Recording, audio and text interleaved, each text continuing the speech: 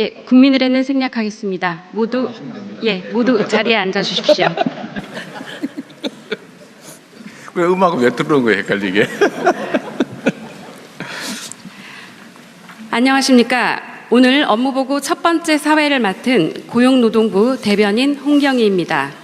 오늘은 노동이 존중받고 기업이 신뢰받는 대체불가 대한민국 슬로건 아래 새 부처의 핵심 업무 추진 계획을 대통령님과 국민 여러분께 보고드리겠습니다. 업무 보고를 시작하기에 앞서 대통령님의 모두 말씀이 있겠습니다. 네, 오늘 업무보고 두 번째 순서로 노동이 존중받고 기업이 신뢰받는 대체불가 대한민국 구현을 위한 업무보고가 되겠습니다.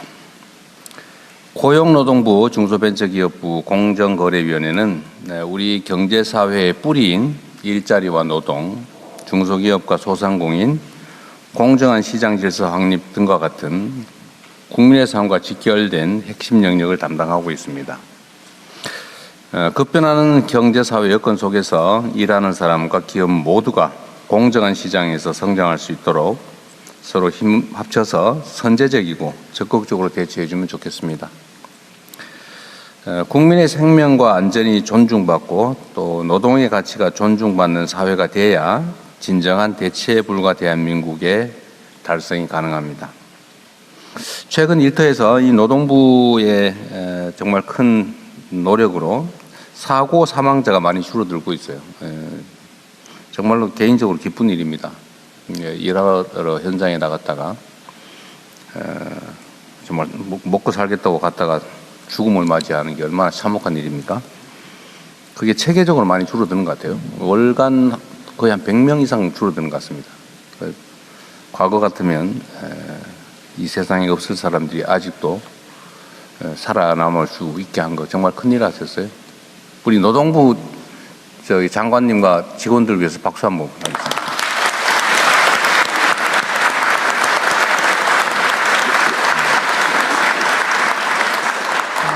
정말 큰일 하신 거예요. 이게 누군가의 생명을 살린 거 아닙니까? 누군가에게 생명을 부여한 거예요. 임금 체불액도 감소세로 전환됐죠. 총액도 그렇고 회수율도 높아지고 아주 잘하셨습니다. 여기에 안주하지 말고 또 안전하게 정당하게 보상받는 일터가 되도록 총력을 다해 주기 바랍니다. 앞으로도 할 일이 많죠. 대한민국의 미래인 청년 고용 상황은 여전히 안 좋습니다. 청년이 원하는 좋은 일자리가 확대될 수 있도록 기존의 틀을 뛰어넘는 혁신적 대책을 마련해 주면 좋겠습니다. 인공지능 시대에 늘어나는 비정형 노동자들도 빈틈없이 보호받을 수 있도록 사회 안전 매트를 두텁게 강화해 나가야 되겠습니다. 대한민국 경제의 뿌리이자 진정한 버팀목인 중소기업의 성장은 모두의 성장을 위한 필수 조건입니다. 올 상반기 중소기업 수출 역대 최대치 달성이라는 성과가 있었습니다. 정말 수고하셨어요. 중소기업이 보호를 넘어서 제조 혁신을 통해 지속 가능한 성장 기반을 갖출 수 있도록 지원 정책이 많이 필요하겠습니다. 아이디어만 있으면 실패의 두려움 없이 창업에 도전할 수 있도록 지원하는 모두의 창업 프로젝트도 흔들림 없이 추진해 주시기 바랍니다. 이게 이제 산업 형태가 바뀌어서 이제 좋은 기업에 고용되는 이게 비중이 점점 줄어들고 있어요. 또 일자리 질도 좀 떨어지고 특히 인공지능이 일반화되면 더욱더 이런 경향이 심해지겠죠. 그런데 좋은 일자리를 찾는 수요는 점점 많아져서 결국은 저는 창업으로 돌파를 해야 되지 않을까 하는 생각을 가지고 있습니다. 우리 총리께서도 중기부 계실 때 똑같은 생각을 가지고 계셨었는데 지금도 마찬가지일 거고 하여튼 대한민국이 창업 중심 국가로 대전환을 해야 될 것 같습니다. 성장의 온기가 중소기업, 소상공인 또 골목상권까지 전달될 수 있도록 상생 협력하는 기업 생태계 조성, 또 지역 상권의 활성화, 경영, 금융, 안전망 강화에도 만전을 기해 주기 바랍니다. 공정거래위가 요새 열일하고 있습니다. 공정거래위원 네. 여기 직원 채용은 지금 신규로 얼마까지 몇 명 했어요? 1차 증원은 9월 말에 완료되고요. 167명 증원은. 예. 그다음에는 2차 250명 가량 증원은 올 안에 완료할 예정입니다. 제가 대선 선거 때 500명 하겠다고 공언을 냈었는데 총 합쳐봐야 400명밖에 안 되는데 400명 좀 넘습니다. 예. 어쨌든 필요하면 늘려서 필요한 일을 최선을 다해서 합시다. 예. 공정한 경쟁에 대한 믿음이 있어야 도전하고 또 혁신할 수가 있습니다. 공정하고 신뢰받는 시장은 정상사회의 토대입니다. 그동안 국민 생활과 밀접한 품목에 담합을 제재해서 물가 인상 억제에 기여한 성과가 있습니다. 우리 공정거래위 진짜 많이 했어요. 최근에 돼지고기 담합도 잡아내셨대요. 여기 또 박수 한번 쳐드릴까요?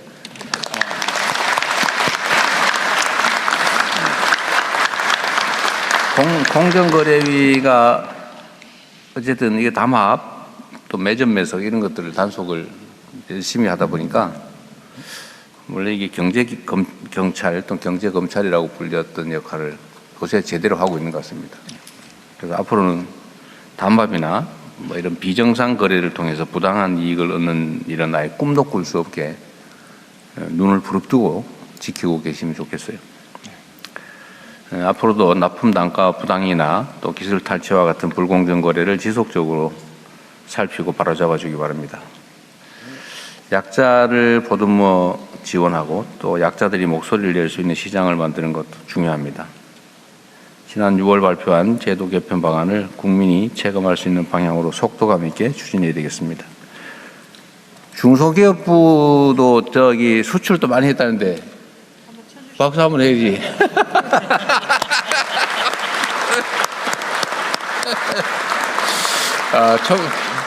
총리님이 전임 중소기업부 장관이시라고 저한테 눈치를 막 싹 주셔서 내가 감사합니다. 미안합니다.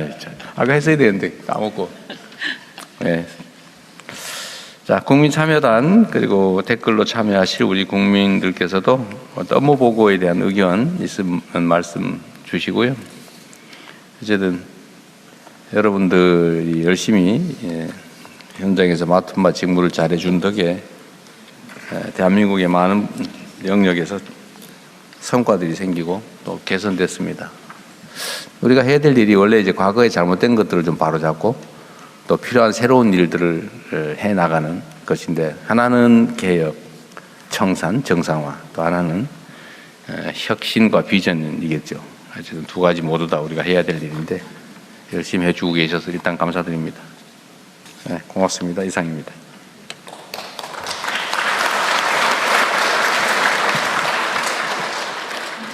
네, 대통령님 모두 말씀에 이어 부처 업무 보고를 진행하겠습니다.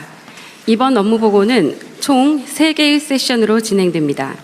첫 번째 세션은 고용노동부 업무 보고와 토론, 두 번째 세션은 중소벤처기업부, 세 번째 세션은 공정거래위원회의 업무 보고와 토론으로 진행됩니다. 먼저 김영훈 고용노동부 장관께서 주요 업무를 보고드리겠습니다. 네, 고용노동 장관 김영훈입니다. 먼저 영상 시청하시겠습니다.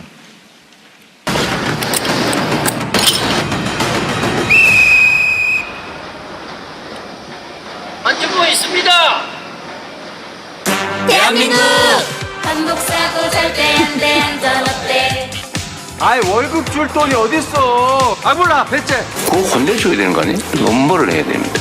재불 없는 나라 어때 감소 어때 육아휴직을 남성들은 쓰라고 하는데 눈치 보여서 못 쓰고 있어서 육아할 때 아빠 어때 행복하면 모두 어때 고용노동부와 함께 행복하면 모두 어때 대체부가 대한민국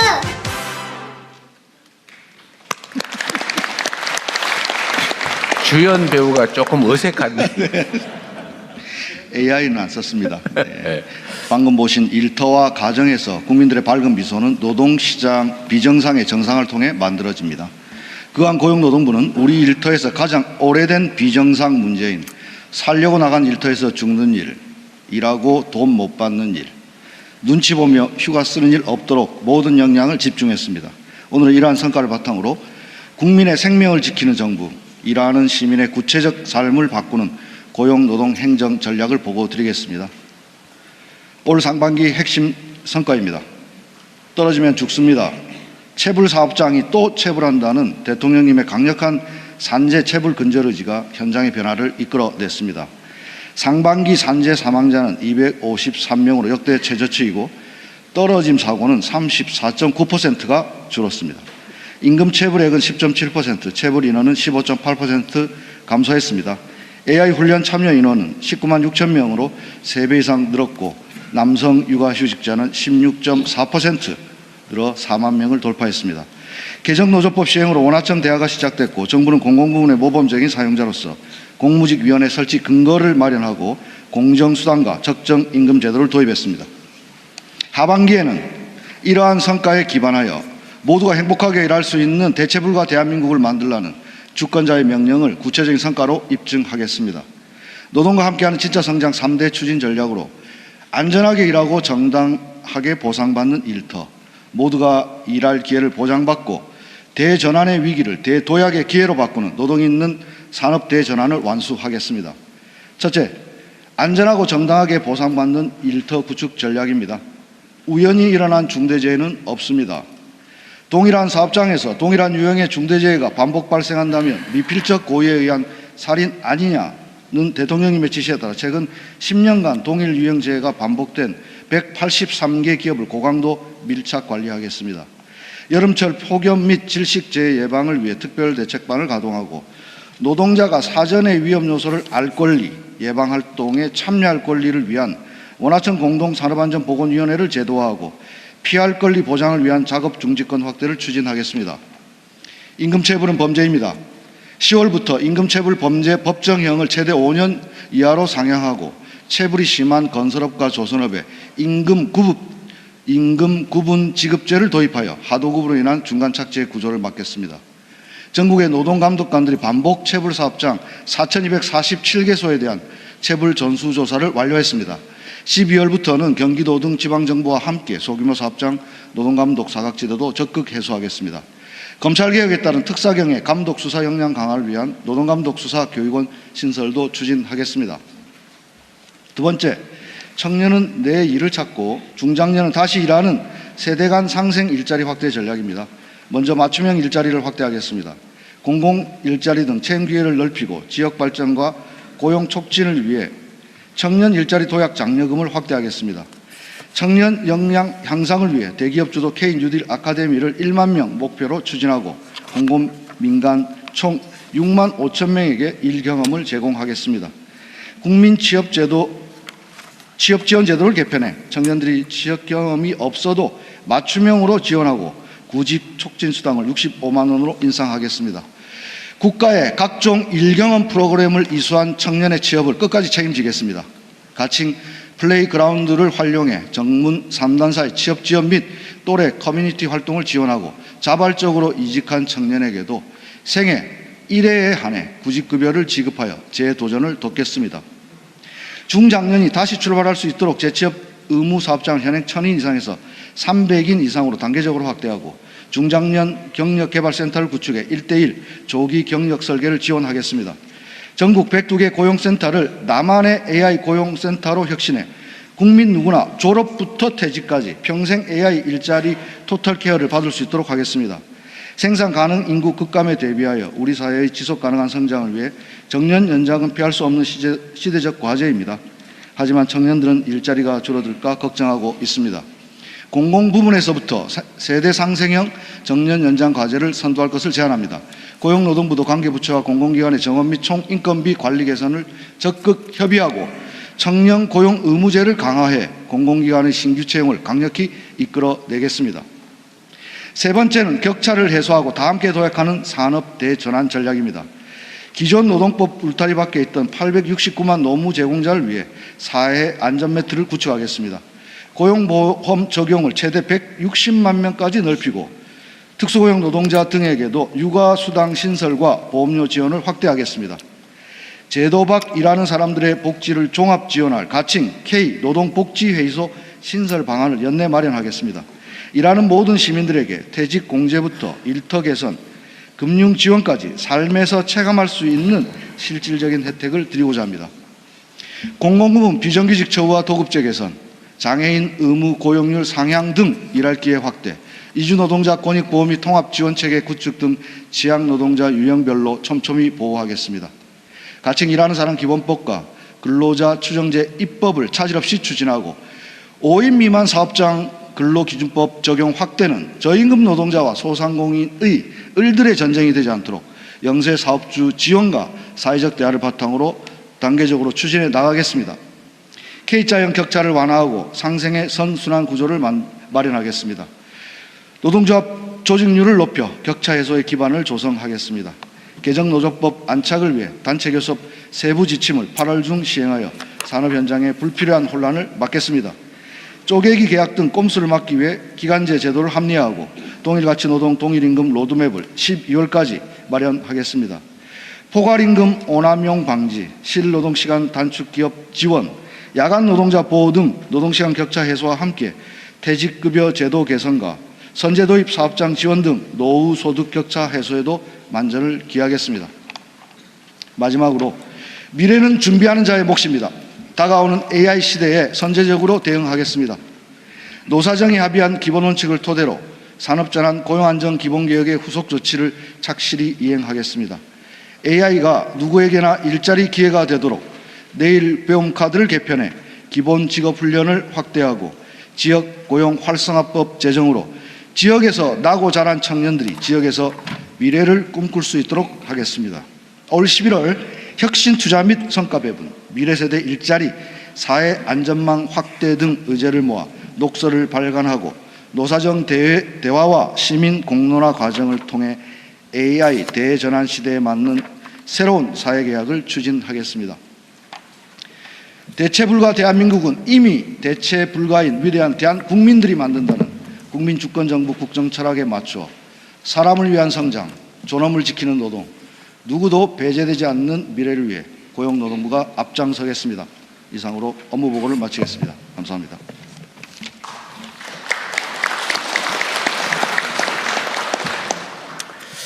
네, 요 산하기관들 제가 되는 대로 상황을 좀 체크해보고 가겠습니다. 자, 근로복지공단 누가 나오셨어요? 예, 근로복지공단 이사장 이쪽에 있습니다. 이쪽에 있습니다. 네. 우리 박준길 이사장이신가요? 예, 그렇습니다. 네.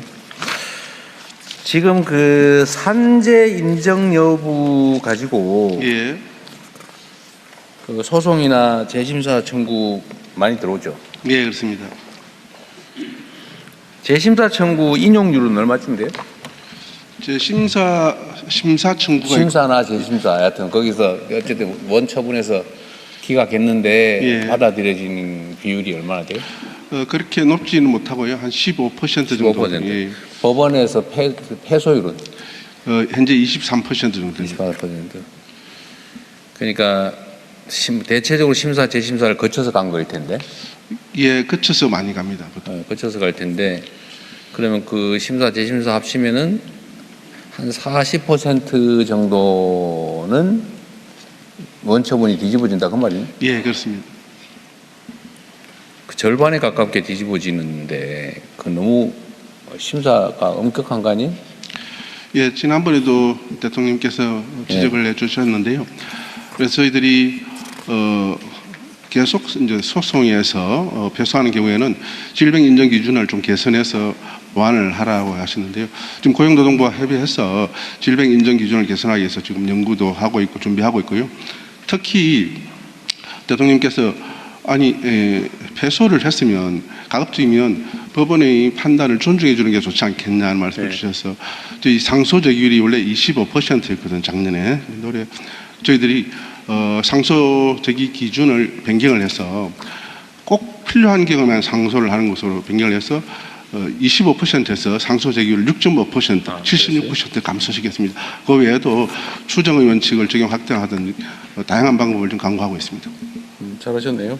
예. 하여튼 현장에 물론 이제 그 근로복지공단 그 재원을 어쨌든 안전하게 뭐 확충하고 보호하는 것도 중요한데 그 직장에서 이러다가 예. 어쨌든 근로상의 이유로 재해를 입었는데 그 거부당하고 소송하고 재심사하고 그 너무 고통스러운 일이어서 하여튼 합리적으로 그렇다고 막해주라는 얘기는 전혀 아니고요. 합리적으로 잘 판단했으면 좋겠습니다. 예, 꼭 그렇게 하겠습니다. 네. 고용정보원은 특별히 드릴 말씀이 없고 사회적 기업 인증원 이게 원래 사회적 기업 인증은 원래 광역시도에서 하는 거 아닌가요? 어디 계세요? 네. 예, 인증 사무를 해요? 네, 인증 자체는 노동부의 소관 사항이고 저희 진흥원이 하고 있습니다. 노동부가 맡은 인증 업무를 위탁받는 거예요? 예, 그렇게 하고 그 있습니다. 위탁받는 거겠지? 예, 예. 그 사회적 기업은 대한민국의 사회적 기업은 다 여기로 가는 건 아니죠. 다른 부처에도 있지 않을? 예, 부처형 사회적 기업, 부처형 예비 사회적 기업이 있는데요. 네. 인증 사회적 기업 자체는 저희가 모두 대한민국의 모든 예, 모든 인증 사회적 사회적 기업은 예. 다 여기서 합니까? 예, 예, 그렇습니다. 지금 인증 사회적 기업이 몇 개나 돼요, 대충? 올 6월 말 기준으로 3,729개입니다. 이게 지금 늘고 있어요, 줄고 있어요? 지난해 그 24년 25년도에 그때는 그 증가 속도가 줄었다가 네. 상당히 둔화되면서 올 상반기에 상당히 증가했습니다. 네. 88개로 증가했고 지난해 상반기보다 많이 늘어났습니다. 상반기 기준으로는 많이 예. 늘어났다. 예, 예. 올해 늘어난 게 88개? 88개. 지난해 상반기는 65개였습니다. 지난해 상반기도 꽤 늘어났네요. 예, 그렇습니다만 최근 들어서 전 예. 정부에서는 맞습니다. 사회적 기업에 대한 별로 시각이 그렇게 우호적이지 않았잖아요. 지원 제도 자체가 많이 축소됐습니다. 그런데도 하여튼 작년 전반기에 65개나 생겼다. 예, 예, 그렇습니다. 오, 희한하네. 지원을 그렇게 많이 못 해주는데도 그렇게 계속 생겨나고 있었다 그 말인가요? 아무래도 지난 정부에서 증가 속도가 크게 둔화된 것은 사실입니다.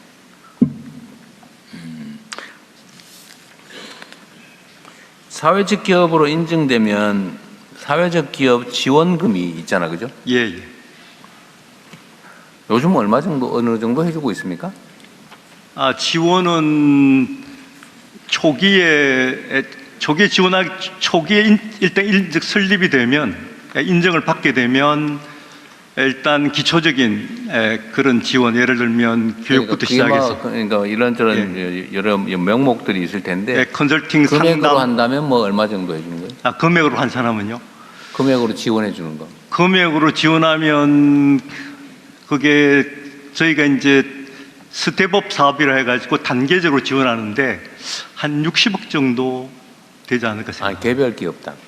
개별 기업당은 그 산출하기가 조금 쉽지 않은 것 같습니다. 규모에 따라 다 달라요. 그건 계량화, 수량하기가 좀 쉽지 않은 여러 가지 지원이 있어서. 그런데 총량으로는 지금 배정된 예산이 한 60억 정도다 그 말이에요? 배정된 예산이 사실은 초기 기업보다는 초기와 중기 아마 성장기까지 합쳐서 한 60억 정도 되는 거죠. 그렇습니까? 그러니까 기타 또 판로 지원이나 기타 또 지원까지 합치면 그보다 훨씬 많이 지원되는 것인데 저희 올해 사업 자체는 680억 정도 이렇게 되고 있습니다. 전체 사회적 기업 예산이? 예, 680억입니다. 예.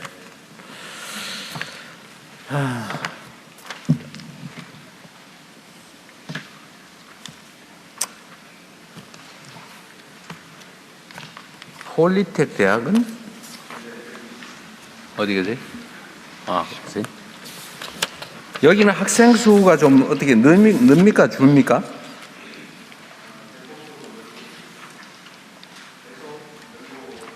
아, 그래요? 저희들의 학위 과정 작년에 경쟁률이 50% 늘었고 등록률이 한 18% 정도 는 상황이고 아, 수요가 계속 는다고요? 예, 그렇습니다. 예. 그 신중년 과정에 대해서 우리 목표가 7,500명을 잡았는데 작년에 9,000명이 넘게 교육을 받고 있고 전반적으로 지금 9만 명 교육을 하는데 앞으로 10만 명을 곧 초과하리라고 저희들이 예상하고 있습니다. 근데 제가 어느 나라인지는 기억이 안 나는데 그 다른 나라 정상이 한국의 이 폴리텍 교육제도에 관심을 보이대요? 인도네시아 총리였을 겁니다. 아니 이번에도 있던데. 그 실제로 그러면 해외에 뭐 교육 지원 사업이랄까 뭐 그런 것도 합니까? 예, 지금 대통령께서 말씀하신 대로 인도네시아 총리가 그런 말을 하셨고 지금 스탄 국가에서도 저희 폴리텍을 통해서 K 직업 교육을 좀 해주기를 강력히 요구하고 있고 이 부분에 관해서는 노동부와 협의하고 있습니다. 네, 알겠습니다. 이 노동부 업무 소관에 대해서 우리 국민참여단 의견 있으시면 말씀하십시오. 예, 국민참여단 중에서 의견 주실 분은 의견 가능하면 요약 좀 해주세요. 아까 오전 좀 전에는 좀 많이 길어서 많은 사람들이 얘기를 못했어요. 짧게 요지만 해주면 좋을 것 같아요. 예, 여기 검은 옷 정장 입으신 여성부터 먼저 하겠습니다. 네, 안녕하세요. 그 대전에서 온 지금 일자리 청년 원정은이라고. 대전에서 여기까지 오셨어요? 네. 1분 더 하셔도 됩니다. 네. 감사합니다. 원래 성심당 들고 오려고 했는데 실장님이 안 된다고 해가지고 못 들고 왔어요. 네, 저는 이제 청년으로서 이제 채용을 좀 이렇게 많이 공고들을 보다 보면은 느끼는 게 있어요. 이제 항상 뭐 3,000원을 준다고 해서 면접을 갔는데 사실 우리가 실수령은 2,800이다 뭐 이런 식으로 하거나 아니면은 기존에 뭐 제공되는 복지가 다르다거나 좀 그런 사례들이 좀 많아가지고 저희가 사실 좀 힘들죠. 청년 입장에서는 이 돈 준다고 해서 갔는데 이제 아니니까 다시 일자리를 찾아야 되고 그 과정에서 좀 자원들이 많이 소모가 된다고 생각을 해요. 그래서 이거를 좀 채용할 때 정확한 정보를 좀 공고하도록 법제화를 해야 청년들이 일자리 구하는데 좀 힘을 덜 들이지 않을까라는 생각이 조금 있어서 제안을 드리려고 말씀을 드렸습니다. 감사한데 이 의제에 대해서는 좀 정리가 필요할 것 같아요. 이게 지금 근로 조건은 미리 사전에 다 고시하게 돼 있지 않습니까? 근데 이제 민간 채용 플랫폼에서는 아마 그게 이제 기업에서 영업 비밀이라는 이유로 뭐 입사 후 주 협의 이런 식으로 이제 공고하고 있습니다. 그리고 근데 우리 고용24에서는 우리가 저희들이 하는 데에서는 이제 어느 정도 어바웃은 되는데 민간에서는 채용 후 협의 이렇게 되니까 불투명합니다. 그래서 지금 아마 청년께서 말씀하신 거는 민간에서도 임금에 대해서는 정확하게 고지할 의무를 법제해달라 이런 걸로 이해가 됩니다. 그래서 저희들이 검토하고 있는 중입니다. 그런데 최소한 계약에 서명할 때 계약을 할 때는 알려줘. 네, 해야죠. 네. 지금 근데 계약하고 난 다음에 알고 있던 것보다 좀 불리하더라 지금 그 얘기 같은데? 저는 이제 계약 당시에 알았어요. 그러니까 그날 당시에. 계약서에다가 사인을 해야 되는데 1분 전에 근데 연봉이 사실 200 더 낮다. 약간 이런 식으로 말씀을 들은 적이 있어가지고. 근데 1분 전에 바로 직전에 알게 돼서 좀 당황했겠네요. 좀 하여튼 요거는 좀 정책적으로 판단을 해봅시다. 네, 그렇게 하겠습니다. 예. 예, 다른 분. 예, 아까 손 드셨던 일렬의 반팔 입으신. 예. 너무 열심히 손을 드셔가지고. 예, 알겠습니다. 네, 30대 청년 이광성입니다. 저도 이제 이게 제가 이제 취업을 하려다 보면은 이제 기업의 경력직 선호가 워낙 강하다 보니까 이제 청년들이 첫 실무 경력 쌓을 기회가 오히려 좁아지고 있어요. 특히나 국비 지원 교육 같은 경우에는 새로운 직무를 배워도 그 실무 경력이 없다는 이유로 취업도 못하고 이제 생계가 막막하니까 단기 아르바이트를 반복하다가 결국에는 구직을 포기하거나 심할 때는 사회와 연결이 약해진 청년들도 있어요. 근데 기업도 힘든 게 신입을 채용해가지고 교육하고 적응시키는데 드는 비용과 부담 때문에 경력직을 선호하면서도 한편으론 필요한 인력을 구하지 못하는 상황도 있어요. 결국은 청년은 경력을 쌓을 기회를 얻지 못하고 기업은 경력이 없는 사람을 채용하기 부담스러워하는 악순환이 있다 보니까 이제 여러 가지 지원 제도는 있지만 이게 지원금의 존재 자체가 아니라 그 지원이 실제로 청년의 첫 취업과 첫 경력을 얼마나 만들어내고 있느냐는 점을 봐야 될 것 같습니다. 지금 청년들에게 필요한 거는 또 하나의 교육 과정을 늘리는 게 아니라 실제로 일해보고 첫 경력을 얼마나 만드느냐. 이게 교육, 일 경험, 첫 취업, 경력 형성으로 이어지는 기회를 어떻게 더 넓혀갈 것인지 그것도 궁금하고, 그리고 정책 성과도 단순히 이제 취업했다는 것이 아니라 교육받은 직무와 관련된 분야에 실제로 취업했는지, 그리고 그 취업이 6개월, 1년 뒤에도 그 경력을 이어가고 있는지까지 확인해서 정책에 반영할 계획이 있으신지 궁금합니다. 이상입니다. 요약해서 간단히 말씀 한번 해주세요.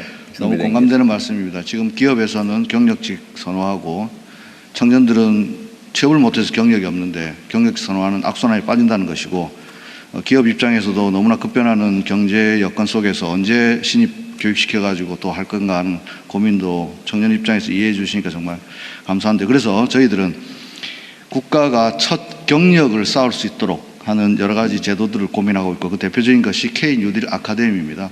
지금 당장 현업에서 쓸 수 있는 것들이 뭔가라는 것들을 경험할 수 있도록 하는 것인데요. 문제는 이제 그동안에 KDT라든지 K 뉴딜 아카데미라든지 아니면 교육부에서 하고 있는 부트캠프라든지 여러 가지 일경험 교육 프로그램들이 있는데, 그것 이수하고 나서 취업으로 연결이 안 됐을 때 희망 고문만 한 거 아니냐, 이런 또 우려가 있어가지고 아까 제가 보고드렸듯이 하고자 하는 청년들에게는 국가가 끝까지 취업될 때까지 책임지고, 또 취업뿐만 아니라 다른 것들도 같이 지원해가지고 국가 가칭 뭐랄까요? 국가가 청년들의 첫 경력을 책임진다라는 것들을 지금 구상하고 있고, 아마 얼마 전에 정책실장님께서도 그러한 내용으로 저희들이 또 말씀하신 바도 있고 하기 때문에 아마 조만간 그런 것들에 대한 담대한 계획이라면 담대한 계획이라 할까요? 국가가 청년들의 첫 경력을 책임지는 그런 제도를 설계하겠습니다. 기업 입장에서도 신입 없는 경력은 없습니다. 신입 없는 경력 없기 때문에 지속 가능하지 않다는 점도 분명한 사실이기 때문에, 그렇다면 기업의 어려움, 청년의 어려움을 국가가 대신 함께 나눠주면 어떨까, 이런 차원에서 고민하고 조만간 발표하도록 하겠습니다. 그래. 한 번 더. 이번엔 두 번째 줄 가서 양복이. 안녕하십니까. 충남 서산에서 온 김춘성입니다. 항상 저 대통령님께서 산업 현장의 그 산재 예방을 위해서 관심을 가져주시는 데서 굉장히 국민의 한 사람으로서 감사드립니다. 오늘 장관님한테 좀 여쭙겠습니다. 지금 올해 2026년도 상반기에 아까 이제 박수를 많이 받으셨습니다.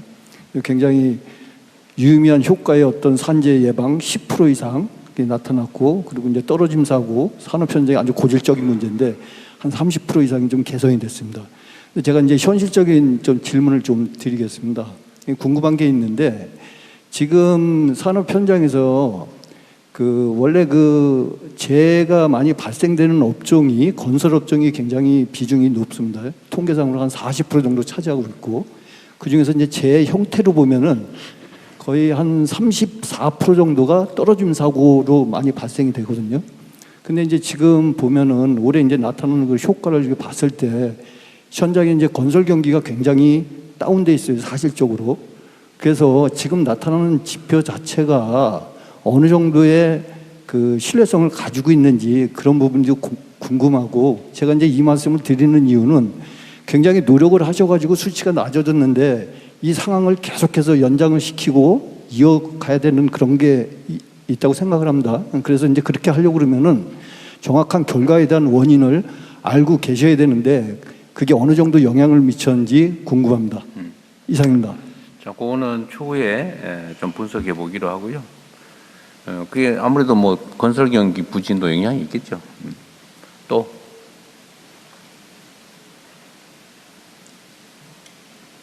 한 분만 하고 다음 보고로 넘어가겠습니다. 안녕하세요. 저는 간단히 말씀드리겠습니다. 저는 전라북도 정읍에서 노동자로 근무하고 있는 강석준입니다.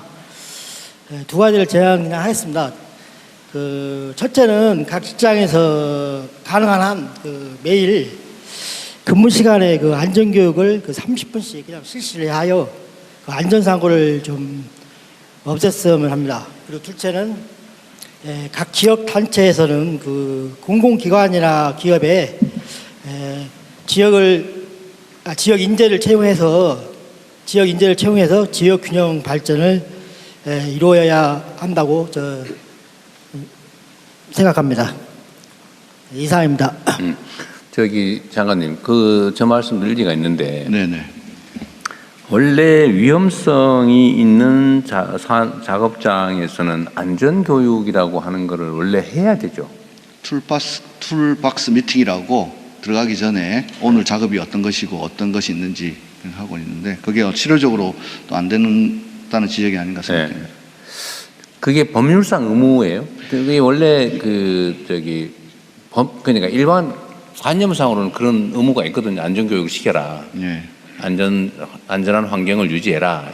이게 있는데 혹시 법에 그런 안전교육을 해라라는 규정이 있어요? 교육은 의무이고 안 하면 과태료 부과됩니다. 그리고 위험성 평가와 관련해서는 지난 정부에서 위험성 평가를 안 해도 의무사항이 아닌 걸로 돼 있었던 걸 저희들이 제도 개선을 해서 위험성 평가를 반드시 평가하고 교육도 교육은 얼마 출근할 때마다 매일 아니면 그건 정기적으로 해야 합니다. 예를 들면 정기라고 하는 게 뭐예요? 한 달에 2시간 이상 산업안전보건교육을 해야 하고 2시간. 또 건설 현장 같은 경우는 아까 말했듯이 작업에 들어가기 전에 매일 해야죠. 툴박스 미팅을. 나름 그런 세부 규정이 있나 보군요. 그렇습니다. 안전교육은 의무사항이고요. 위험성 평가도 이제 의무사항으로. 그것이 이제 알 권리라는 겁니다. 우리 국민들 의견 있으시면 소개해 주시죠. 생방송 시청 중이신 국민들께서 댓글로 주신 의견 말씀드리겠습니다. 아이디 야구 맨날 지내 778님께서 프리랜서는 경력증명서를 누가 떼주는 것도 아니고 교육이나 복지 사각지대에 놓인 경우가 많습니다. 프리랜서 보호 좀 해주세요. 그리고 한 분 더 말씀드릴까요? 예, 아이디 집에 가자 피곤해님께서 법 개정이 쉽지 않다면 법 개정 전이라도 5인 미만 사업장에서 일하는 노동자 보호 조치를 취해 주셨으면 합니다. 몇 분 더 하세요. 그거 있으시면. 그거 하는데 얼마 걸린다고? 네, 프로가 되고픈 아마추어님께서 작업 중지 권한도 좋은데 노동자가 눈치 보지 않고 사용할 수 있는 환경도 함께 만들어야 합니다. 라는 의견 주셨고요. 그리고 송민정 W6F님께서는 정년 연장 얘기 나올 때마다 걱정인데 이러면 청년 신규 채용이 줄어드는 거 아닌가요? 라는 의견 주셨습니다. 그거는 잠깐 의견 한번 얘기 한번 해보십시오. 이게 우리 여론조사상으로는 오히려 청년층에서 정년 연장에 대한 반대 의견이 거의 매우 적고 찬성이 많았던 것 같은데. 그렇습니다. 그 이유는 뭐 여러 가지 분석이 가능하겠는데 아마 청년들도 일반적으로 보자면 청년 연장의 필요성에 대해서는 공감한다고 생각됩니다. 근데 저희들이 조금 확인해야 될 것은 정년 연장이 청년 고용을 위축시킨다는 것은 일부는 맞는 말씀인데 또 현장을 가보면 중소기업이라든지 지역에는 정년 자체가 없을 정도로 미스매칭이 나고 있고 못 구하고 있고 그렇다면 이게 충돌하는 부분은 어딘가를 살펴보면은 최소한 정년 제도가 있고 그것이 이제 공공부문이라든지 대기업 이런 곳이 청년들이 선호하는 일자리인데 이 일자리가 약 20% 어간이고 저희들이 추계를 해봤을 때 약 11만 명 이쪽 저쪽이라고 보아지는데 이 자리에서 정년이 늘어나 버리면은 그나마 청년들이 선호하는 일자리가 막힐 것 아닌가 하는 걱정입니다. 그래서 제가 이 좋은 일자리에서는 최소한 세대 상생형 대타협을 이뤄내야 되는 것 아니냐 그런 생각입니다. 알겠습니다. 자, 중소기업부 보고하시죠.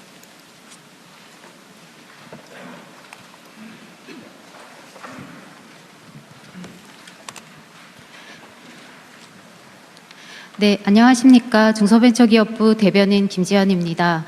두 번째 세션은 중소벤처기업부 업무보고입니다. 먼저 노영석 중소벤처기업부 장관 직무대행이 보고드리겠습니다. 네, 중소벤처기업부 장관 직무대행 1차관 노용석입니다. 보고에 앞서 현장의 목소리를 담은 영상 먼저 시청하시겠습니다.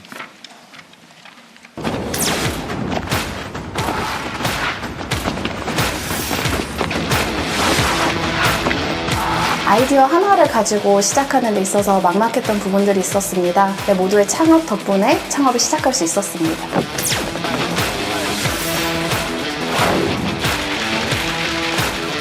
점프업에서 집중해서 지원을 해주다 보니까 글로벌에서 또 한 번 저희가 크게 경쟁하고 성장하는데 큰 힘이 되었다고 생각합니다.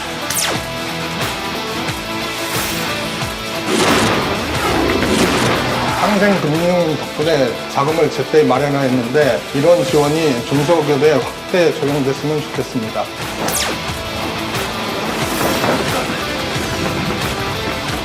소상공인도 아프면 쉴 수 있고 아이를 돌볼 수 있는 그런 기본적인 권리가 보장이 되었으면 좋겠습니다.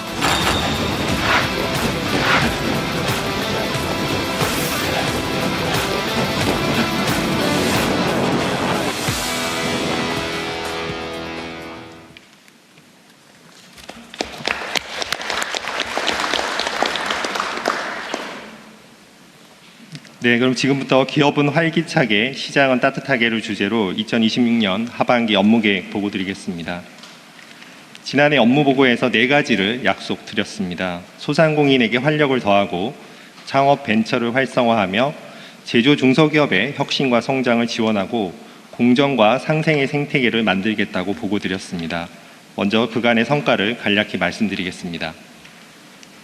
첫째, 국가 창업 시대를 여는 첫 발걸음을 내디뎠으며 벤처 투자도 확대했습니다. 모두의 창업에 6만 3천여 명이 신청하셨고 이 중 3분의 2 이상은 30대 이하 청년층이었습니다. 26년 1분기 벤처펀드 결성액은 역대 최대, 투자액도 역대 2위를 기록했으며 딥테크 분야 유니콘이 등장하는 등 벤처 생태계가 질적으로 고도화되었습니다. 중소기업의 수출이 증가하고 R&D 생태계가 회복되었습니다. 금년 상반기 중소기업 수출은 640억 달러로 역대 최대를 기록했고 역대 최대 2조 2천억 원 규모 중소기업 R&D를 통해 연구계의 신뢰가 회복되고 있습니다. 소상공인의 위기를 관리하고 소비를 촉진했습니다. 경영위기 소상공인 대상으로 위기 알림톡을 28만 8천 건 발송하고 이 중 5천 건 이상을 연계 지원했습니다. 중동전쟁 등 어려운 여건에도 동행축제 등에 힘입어 소상공인 경기 회복세가 유지되었습니다. 공정과 상생의 문화를 확산하고 수요자 중심 행정도 이루었습니다. 범부처 기술탈취 신문고를 개설한 결과 예년보다 3배 이상의 신고가 접수되었습니다. 대중소 성과 공유 금액이 34% 증가하는 등 상생협력 문화가 확산되었습니다. 중소기업 지원 사업 신청 서류를 절반으로 줄여 정책 고객에 총 57만 시간을 절약해드렸고 지원 시책 생중계도 15회 실시하는 등 실시간 소통하고 있습니다. 다음은 하반기 정책 방향입니다. 첫째, 창업부터 제도전까지 중소기업의 성장 사다리를 만들겠습니다. 둘째, 성장의 온기를 전통시장, 소상공인 등에 확산하겠습니다. 셋째, 중소기업 정책에 헝클어진 머리를 과감히 빗겠습니다. 이상 3대 정책 방향을 통해 모두가 성장하는 대체불가 대한민국을 만들겠습니다. 정책 방향별 세부 과제입니다. 먼저 중소기업 성장 경로 체계화입니다. 첫째, 국가 창업 열풍을 지속 확산하겠습니다. 모두의 창업 2차 프로젝트에서 혁신 창업가 1만 명을 선발하고 도전의 문을 보다 활짝 열어 제도전에 대한 지원도 강화하겠습니다. 창업의 열풍이 지역으로 확산되도록 창업도시 6곳을 추가 선정하고 창업 커뮤니티 조성 등을 통해 지속 가능한 지역 창업 생태계를 조성하겠습니다. 아울러 지난 1차 프로젝트에서 발생한 정보 유출이 반복되지 않도록 창업가의 아이디어를 보호하고 외부 전문가를 통해 플랫폼 보안을 철저히 개선하겠습니다.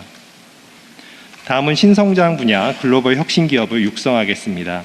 신안보 분야는 지난 6월 말 미래 신안보 혁신기업 육성 전략 회의에서 발표한 대로 신속 조달 체계, OTA형 R&D, 한국형 인큐텔 등을 통해 혁신 기업을 육성하겠습니다. 제약바이오, 기후테크, K소비재, 제조 AI 분야 역시 관계 부처들과의 협력을 통해 글로벌 혁신 기업을 육성하겠습니다. 이들 혁신 기업에 대해서는 단연도, 대규모, 묶음형으로 기업당 5년간 최대 400억 원 이상을 집중 지원하겠습니다. 다음은 지역 유망 기업 등을 국가대표 기업으로 도약시키겠습니다. 먼저 국가대표 도약기업 3,000개사를 육성하기 위해 매출 규모 100억, 500억, 1,000억으로 이어지는 성장 단계별 점퍼 프로그램을 만들겠습니다. 벤처기업이 꾸준히 성장할 수 있도록 모태펀드에서 국민성장펀드, 국부펀드, 글로벌 VC 등으로 이어지는 벤처투자 이어달리기 체계를 만들겠습니다. 수출 단계, 품목, 시장별로 맞춤형으로 집중 지원하고 정상외교 성과를 기반으로 K 브랜드의 글로벌 진출을 뒷받침하겠습니다. 다음은 실패는 제도전의 기회, 위기는 제도약의 계기로 바꾸겠습니다. 성실 실패자의 질서 있는 사업 정리를 유도하고 실패 사례 DB 구축 등 실패 경험을 자산화하는 한편 교육부터 공간 제공, 자금 공급까지 제도전 기업의 성장을 체계적으로 지원하겠습니다. AI 기반의 위기경보 알림 시스템을 구축하여 재무위기 기업에게는 구조 개선과 회생을, 사업 전환이 필요한 기업은 유망 신산업으로 업종 전환을 촉진하겠습니다. 다음은 성장의 온기를 확산하기 위한 세부 과제입니다. 먼저 활력 있는 전통시장과 지역 상권을 만들겠습니다. 지방정부와 함께 노후 아케이드를 교체하고 지역 상권을 관광 명소로 만들겠습니다. 전통시장의 온라인 배송을 활성화하고 AI 자율 경영식당 모델을 확산하겠습니다. 다음으로는 소상공인의 기본사회 보장 체계를 구축하겠습니다. 일 가정 양립을 위해 육아를 지원하고 고용 산재보험도 지원하겠습니다. 중저신용 소상공인을 위한 포용 금융을 추진하겠습니다. 세 번째는 상생 생태계를 확정하고 공정거래 환경을 조성하겠습니다. 성과 공유제와 상생협력 기금을 확대하고 플랫폼, 금융, 방산 분야의 상생평가를 도입하겠습니다. 불공정 거래 피해 분쟁 조정 전담 체계를 구축하고 중소기업의 단체 협상권을 강화하겠습니다. 다음은 사회 연대에 기반한 중소기업의 성장 기틀을 마련하겠습니다. 성장형 사회 연대 경제 기업 지원 체계를 마련하고 임직원 기업 인수 등을 통해 주인이 바뀌어도 기업은 영속할 수 있도록 제도를 정비하겠습니다. 마지막 정책 방향은 중소기업 지원 정책의 헝클어진 머리 빗기입니다.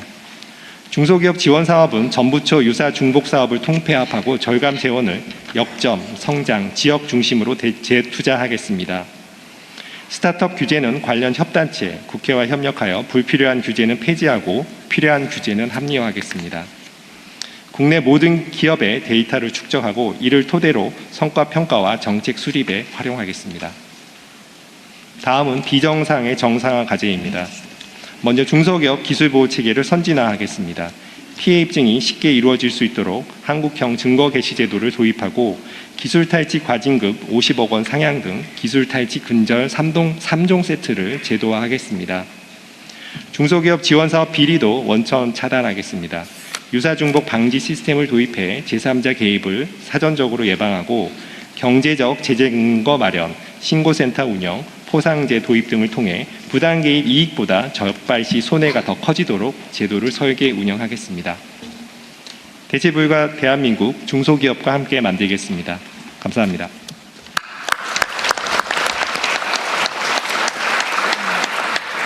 예, 수고하셨습니다. 관련 산하기관들도 잠깐 살펴보겠습니다.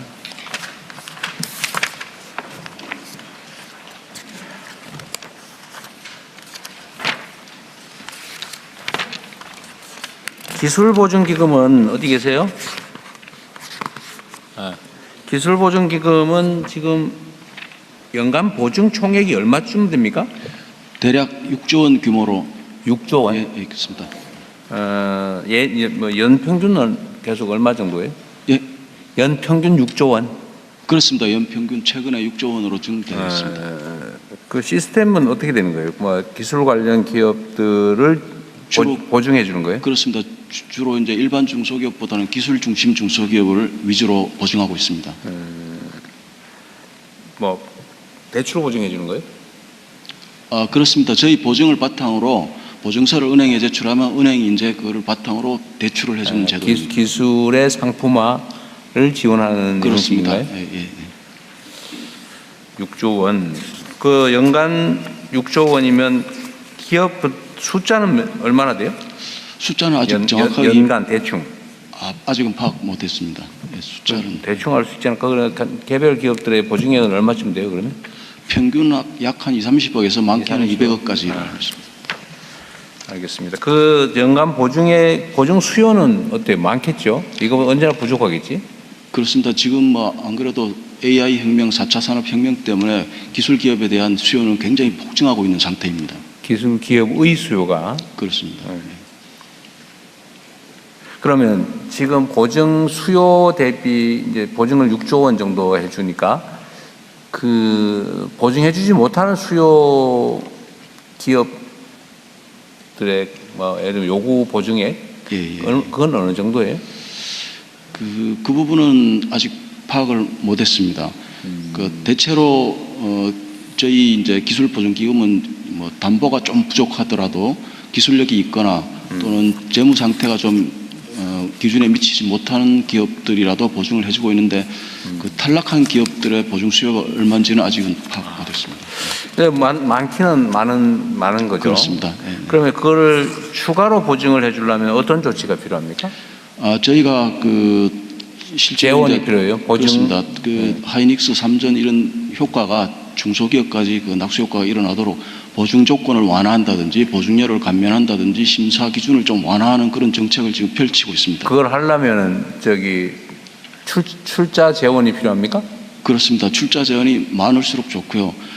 저희는 지금 이제 출자 재원은 어디서 와요? 주로 이제 예산에서 오고 있습니다. 예산에서? 네. 저희는 이제 출자를 해주시면은 그 금액만큼 하는 게 아니라 보증 배수가 약 10배이기 때문에 그 10배 지금 연간 예산에서 그 보증 재원으로 얼마가 옵니까? 예산은 그 기금 예산은 한 3조 9천억 정도로 알고 있습니다. 아니 그렇게 많이 갈 일은 없고.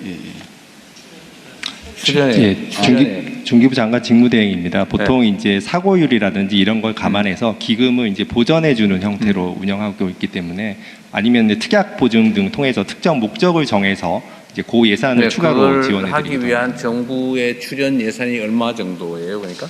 뭐 해마다 조금씩 다르지만 말씀하신 대로 몇 천억 수준으로 수준이라고? 지원하고 있습니다. 매년 이렇게 정부 예산의 형편에 따라서 몇 천억씩 하고요. 5천억 정도로? 추경을 하게 되면은 그때 또 이렇게 추가로 하는 경우가 많습니다. 지금 기업들에게 하는 예를 들면 보증이 신용 보증도 있고, 그죠? 기술 보증이 있고, 이게 두 개가 대표적인 것 같은데, 그거 말고 또 뭐 있어요? 지역 신용 보증이라고 소상공인 대상으로 하고 있습니다.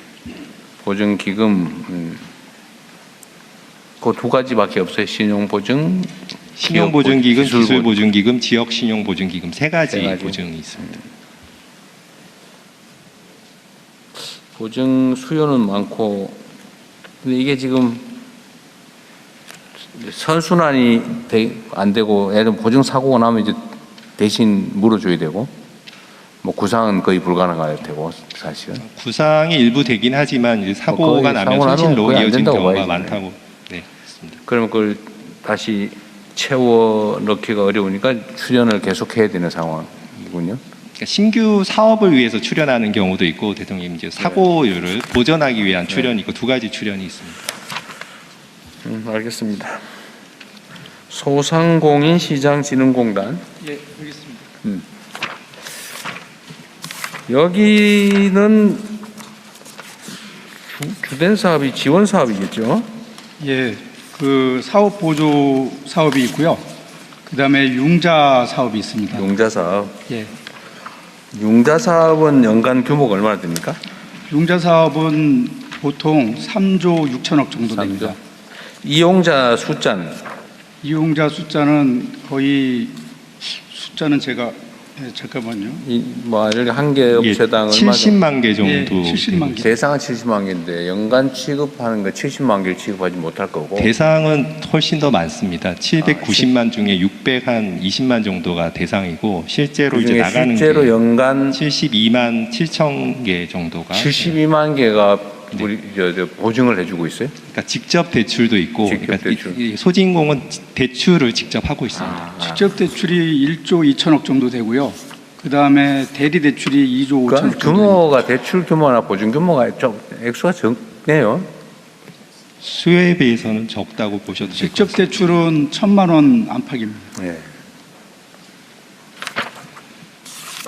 지금 요즘은 이 상인들의 자영업자들의 신용 상태가 매우 나빠서 예, 너무 코로나 저하돼가지고요. 지나면서 너무 많이 나빠졌잖아요. 예. 연장 연기해주고 있는데 코로나 때 그 대출금 정책자금 대출해준 게 지금 계속 연장되고 있죠. 예, 그게 계속 연장되는데 거기를 또 저희들이 너무 대출 자금을 못 갚아가지고 최근에 2년 정도 더 연장해주고 1% 낮춰주는 그 분할 상환 제도를 했었는데요.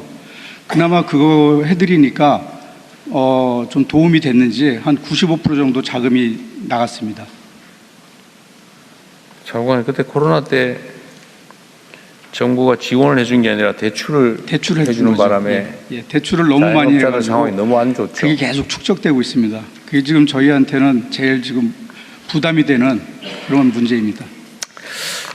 그때 코로나 때 사실은 다른 나라들은 되게 정부가 지원을 해줬는데 예, 저희도 우리나라는 그게 다 좀 대출을 해주는 바람에 직접 지원을 좀 해드렸어야 되는데 너무 대출에만 의존했는데 당시 이제 상황이 빨리 끝날 거라고 생각을 해가지고 그때 제가 자영업 비서관을 하고 있었는데요. 뭐 그게 한 1년 안쪽에는 끝나지 않을까 했는데 너무 길어지는 바람에 계속 누적되면서 지금까지 와가지고 그때 당시에 이게 그러니까 뭐 사실은 되게 주관적인 것일 수 있는데 그때 당시에 예를 들면 외국의 평균적인 외국의 지원을 기준으로 매우 이제 추상적이긴 한데 우리는 대출로 다 처리해서 개인에게 책임을 지웠고 다른 나라들은 대개 정부가 지원을 해줘서 정부가 책임을 부담했잖아요. 그렇죠. 그러니까 그때 당시에 정부의 그 국채 비율은 올라갔고 가계부채 비율은 유지가 되거나 떨어지거나 이랬는데 우리는 국채 비율은 안 올라가고 가계부채 비율은 확 올라갔잖아요. 근데 그 금액이 얼마쯤 되는지 혹시 추산해 보거나 생각해 본 거 있어요? 그때 저희가 쉽게 말해서 다른 나라처럼 지원을 했어야 되는데 대출로 해가지고 그 개인에게 빚을 만든 금액의 규모가 얼마가 될까? 그때 그 얘기 나오기는요. 그 당시에 일단 처음에 나왔을 때는 그 한 100조 얘기가 나왔습니다. 100조? 예. 100조 정도면은 국가가 그것을 지급해서 그 어느 정도 가라앉힐 수 있다 이런 얘기가 나왔었는데 국가 부채 비율이 그러면 그때 당시 기준으로 하면 2% 정도 늘어나는 거죠. 그렇죠. 그 좀 아쉬운 게 그 당시에 좀 과감하게 했었으면 좋았을 텐데 그게 사실은 되게 아쉽습니다. 100조 정도다. 근데 여기 지금 우리 저기 정책실장님도 계시니까 저보다 더 정확히 하실 것 같습니다. 그래요? 아닐 것 같은데. 전문가 중에 최고 전문가시기 때문에. 아니, 제가 왜 이걸 물어보냐면 지금 자영업자분들이 사실은 부채 때문에 너무 힘든데 그렇다고 경제 상황이 좋은 것도 아니고 점점 사실은 골목상권은 악화되고 있어서 그 부채를 그냥 계속 개인의 책임으로 남겨놓아야 되느냐. 그 문제에 대해서 지금 그 부채를 상각하는 그 이제 기구가 있습니다, 지금. 근데 거기서도 좀 하느라고 하는데 그거를 지금 또 중단하려고 하는 쪽이 있습니다. 연체 채무 조정하는 거? 감액해주거나 면제해주거나 하는 거? 상각하거나 이거를. 근데 이걸 만들어놨는데 지금 제 입장에서는 이거를 중단하면 안 된다. 이거를 다시 연장을 좀 했으면 좋겠다. 아니면은 형태를 바꾸더라도 혹시 지금 그러니까 채무 조정 사업을 하고 있다 이 말이죠. 그렇죠. 정부가 일정한 부담을 하고 그 기구가 그거 내용 아는 사람이 혹시 있어요? 없는 모양이에요. 대통령님 그 금융위에서 주로 새출발 기금이나 새출발 기금, 제도약 기금. 네, 그게 올해로 일단 중단되게 돼 있는데 저는 그걸 중단하면 안 된다라고 주장하고 있습니다 지금. 새 출발 기금은 저기 채무를 그러니까 바꿔주는 거예요? 아니 주로 상각합니다. 그 채무 소각. 소각을 해요? 예, 소각을 주로 많이 합니다. 일부 소각을 해요? 전부 소각을 해요? 대부분 그쪽으로 들어가면은 소각이 됩니다. 거의 전액 소각, 원리금 예, 예. 전액 소각을 해준다고. 근데 이제 기준은 있습니다. 봐가지고 뭐 재산 상태가 많은데도 채무가 계속 안 갖고 있다거나 이런 건 빼고. 근데 그거를 지금 중단할 일은 아닌 것 같긴 한데. 그 안 된다고 저는 생각을 하죠. 특별한 뭐 중단할 계획도 좀 약간 착오가 있는 것 같고요. 새 출발 기금 같은 경우가 지금 7년 이상 연체된 채무 중에서 일정 규모 이하 이렇게 돼 있어서 5천만 원 이하 그때 그런가요? 근데 7년 이하라고 하면 지금 그 코로나 기간 아직 7년이 경과되지 않았습니다. 해당이 안 됩니다. 그 이전 거. 예, 그래서 이번에 이제 내년 예산에 어제 잠깐 말씀드린 이 부분을 해결할 수 있는 방안을 저희 강구 중에 있습니다. 네. 하여튼 코로나 때 중소상공인 소상공인 자영업자들한테 원래 정부가 해야 될 일을 떠넘긴 측면이 있어서 이건 일정 정도는 우리 정부 차원에서 과감하게 해야 될 것 같아요. 대통령님께서 좀 과감하게 이 부분을 좀 봐주셨으면 좋겠습니다. 내가 한다고 마음대로 되는 건 아니에요. 그래도 봐주셔야 됩니다. 너무 이게 왜냐하면 지금 실장님 말씀으로는 이제 7년 기간이라고는 하는데 문제는 그 7년간으로 이게 끝나지는 게 아니라 계속 누적이 되고 어려움이 계속 정립이 됐기 때문에 그 기간만 따져서는 좀 안 된다 이런 판단입니다. 그러게 말입니다. 예. 네, 알겠습니다. 한국벤처투자는 어디 계세요? 예, 여기 있습니다. 벤처투자는 뭐 하는 거예요? 벤처 투자는 벤처 캐피탈, 벤처 투자사들. 벤처 캐피탈. 모태펀드 운영이에요? 모태펀드는 벤처 투자사들이 조합을 만들어서 기업에 투자를 할 때 저희가 그게 일정 자금을 저희가 출자를 해줍니다. 출자하는 걸로? 알겠습니다. 지금 이거는 그럼 정부의 출자 재원에 영향을 많이 받겠네요? 예, 정부 재원으로 전액 저희가 출자를. 지금 이거는 지금 이게 예산 상황들이 들쭉날쭉했을 텐데 지금은 뭐 예년 수준은 다 회복했어요? 네, 지금은 뭐 거의 역대 최고 수준이고요. 그럼에도 불구하고 좀 부족하기 때문에 내년에도 계속 늘려야 됩니다. 그럼에도 불구하고 부족해서 그렇죠. 네, 알겠습니다. 요거 우리 국민참여단하고 국민 여론 의견 들어보는 거는 요거 공정거래위까지 하고 난 다음에 한꺼번에 하도록 하겠습니다. 공정거래위원회 보고하시죠.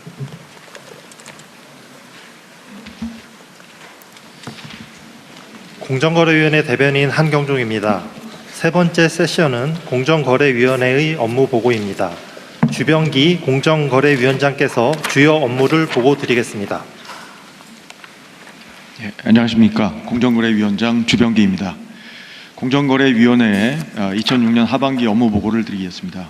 독과점 구조개혁과 공정성장 기반 조성을 목표로 한 하반기 업무 보고입니다.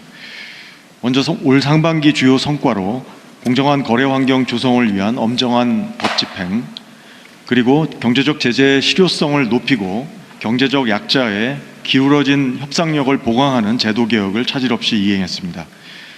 독과점 사업자의 담합에 대한 엄정한 법 집행을 통해서 반칙, 편법, 착취를 통한 부당이익은 기업을 위태롭게 하고 혁신과 상생만이 기업이 성장할 수 있는 유일한 길이라는 인식이 시장 전반에 확산되도록 했습니다.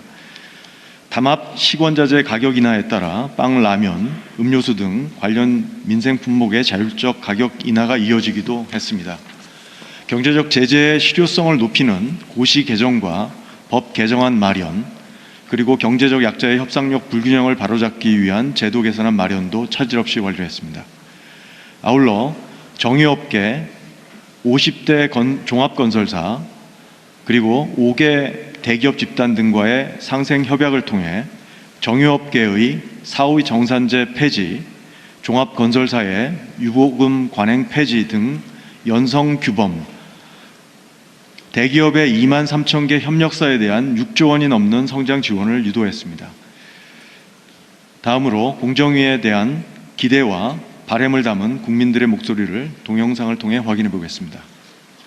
공정한 질서를 유지하는 것이 본질적인 업무일 텐데 기업 규모가 커지면서 또 경쟁이 격화되면서 공정거래위의 역할이 점점 더 중요해지는 것 같습니다. 담합 제재 품목이 원료로 활용되는 제품들의 가격이 인하돼서 먹거리에 대한 부담이 많이 덜어진 것이 사실입니다. 신랑 신부 각자 보증 인원을 맞춰야 한다는 거예요. 상술 같기도 하고 좀 속상하더라고요. 모든 그 협상 테이블에 저희 소상공인 단체가 참여할 수 있도록 기회를 제공해 줄 것을 말씀드리고 싶고요. 대금 지급 기한이 단축되면 회원사들의 자금 유동성 개선은 물론 경영 안정화에도 큰 도움이 될 것으로 기대합니다. 폐업을 하고 싶어도 어쩔 수 없이 지금 목돈이 들어가기 때문에 마이너스 상태로 유지되는 데가 굉장히 많습니다. 그래서 법령으로라도 시작이 돼야 되지 않겠느냐. 대체 불가 대한민국. 대체 불가 대한민국.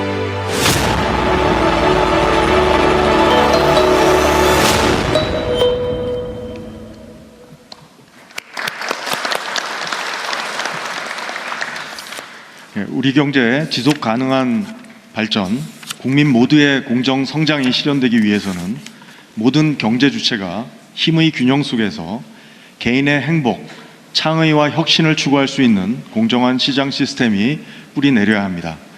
이를 위해 공정위는 4가지 핵심 과제를 추진할 것입니다. 첫째, 민생을 침해하는 불공정 행위에 엄정 대응하고 독과점 구조를 개선하는 등 공정한 시장 질서를 확립하겠습니다. 둘째, 경제 주체 간 힘의 불균형을 완화함으로써 공정한 경쟁과 혁신의 시장 경제 기본 원리가 뿌리내리게 하겠습니다.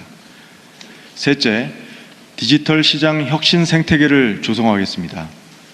넷째, 대기업 집단의 반칙 행위를 적극 감시하고 경제력 집중 완화를 통해 시장 시스템의 혁신 역량을 제고하겠습니다. 또한 이 4가지 핵심 과제를 뒷받침할 수 있도록 공정거래위원회의 집행 체계도 전면적으로 개혁할 것입니다. 4가지 핵심 과제 중 첫 번째 과제는 민생 분야의 공정거래 질서 확립입니다. 민생 경제의 안정을 위해 독과점화된 필수품 공급망의 시장 교란 행위에 대해서 강력한 법 집행이 지속돼야 합니다. 기초 원자재, 필수품 시장에서의 담합, 복지시설, 생활서비스 등 민생 분야 불공정 거래 행위를 집중 점검 및 엄정 제재하고 독점력을 남용한 반복적 법 위반에 대해서는 영업 양도, 지분 매각 등 구조적 조치로 규율을 할 수 있도록 하겠습니다.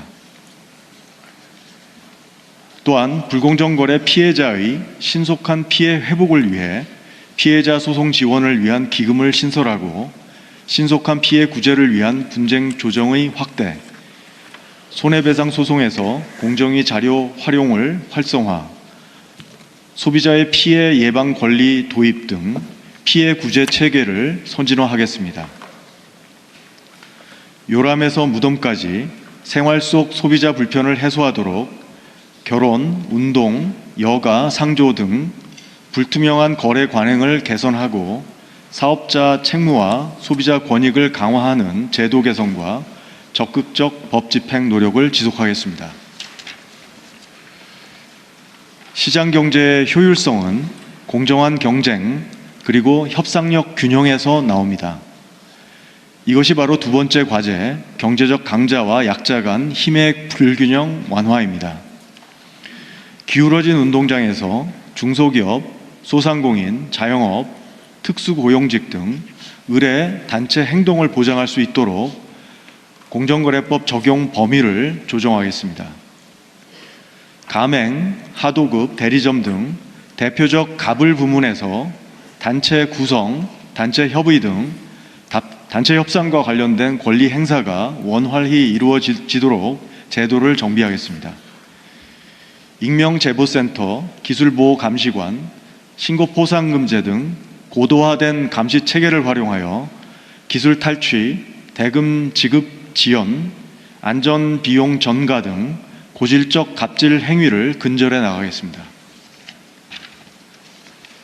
하도급 기업과 납품업체들이 정당한 대가를 제때 받을 수 있도록 대금 지급 안전장치를 마련하고 지급 기한을 단축하겠습니다. 가맹점주의 창업, 운영, 폐업 등 전 생애 주기에서 필요한 정보가 충분히 제공되고 폐업하는 경우 과도한 이학금이 부과되지 않도록 관련 규정을 개선하겠습니다. 최근 유가 급등으로 인한 영세 주유소의 경영상 애로를 해소하기 위해 혼합 판매를 허용하고 사후 정상 관행을 개선해 나가겠습니다. 세 번째 핵심 과제는 디지털 시장의 혁신 생태계 조성입니다. 공정한 경쟁과 혁신의 원리가 디지털 시장에서도 구현되려면 디지털 환경에 적합한 규율이 필요합니다. 디지털 환경을 이용한 반칙 행위를 효과적으로 규율할 수 있도록 법규를 정비하겠습니다. 플랫폼 입점업체와 소비자를 두텁게 보호하기 위한 디지털 분야 입법을 추진하는 한편 오픈마켓, 배달앱, 숙박앱 등 분쟁 다발 분야에 대한 심층 실태 조사와 제도 개선도 추진하겠습니다. 배달앱, 앱마켓, 반도체 등 디지털 경제에서 발생하는 독과점 남용 행위를 집중 감시하겠습니다. 빅데이터, 블록체인 등 혁신 분야 기업 결합 심사를 통해 혁신적 기술 투자와 경쟁이 활성화된 산업 생태계 조성을 유도하고 편법적인 심사 우회를 막기 위해 신고 기준도 정비하겠습니다. 디지털 디바이스, AI 활용 과장 광고와 눈속임 상술, 온라인 위해 제품 유통 등으로부터 소비자를 보호하는 데에도 만전을 기하겠습니다. 네 번째 핵심 과제는 대기업 집단 경제력 집중 완화입니다.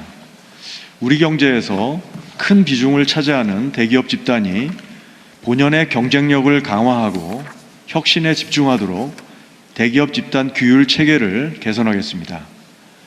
경제의 선진화는 기업 경영의 투명성과 사회적 책무를 더욱더 필요로 합니다. 대기업 집단의 지정자료 허위 제출, 계열사 누락 등 투명성을 저해하는 행위에 대한 과징금 제재 규정을 도입하고 미지정 기간 중 사익 편취도 규율할 수 있도록 법을 개정하는 한편 대기업 집단의 규제 회피 행위를 엄정 제재하겠습니다. 부당 내부 거래는 중소기업의 성장 기회를 위축시키는 가장 큰 요인입니다. 대기업 집단 내 부당 내부 거래를 집중 감시하고 중소기업의 성장 기반을 잠식하는 계열사 일감 몰아주기는 일벌백계하겠습니다. 대기업 집단의 자발적인 소유 지배구조 개선을 유도하기 위해 평가 지표를 마련하고 ESG 경영을 강화하는 방향으로 공시제도도 개편하겠습니다.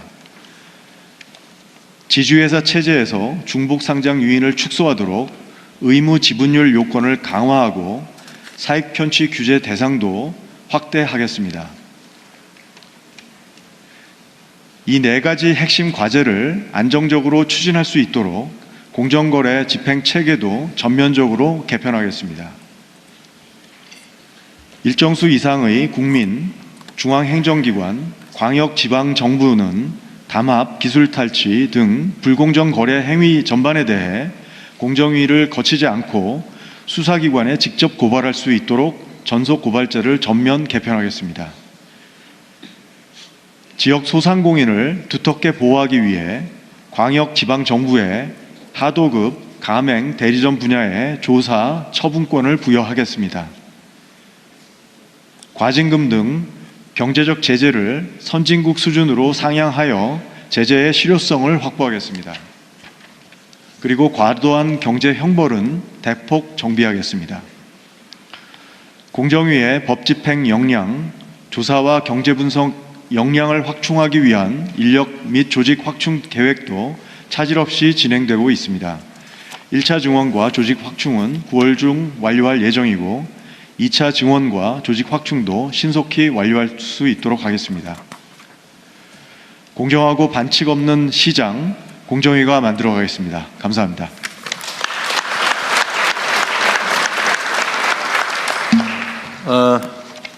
이거 지금 공정위는 조사를 해가지고 지금은 검찰에 고발하게 돼 있잖아요. 네. 수사는 검찰이 하는데 앞으로 수사 기소가 분리됐으면 이제 앞으로 공정위 사건 수사는 어디서 합니까? 검찰청에서 하던 역할을 중수청에서 하는 것으로 지금 가는 거예요? 바꾸고 있습니다. 네.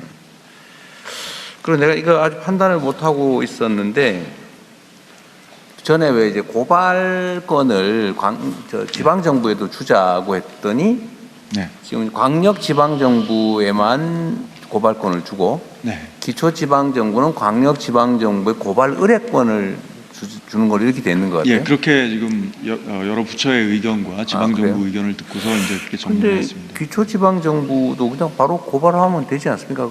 근데 왜 광역을 거쳐야 되죠?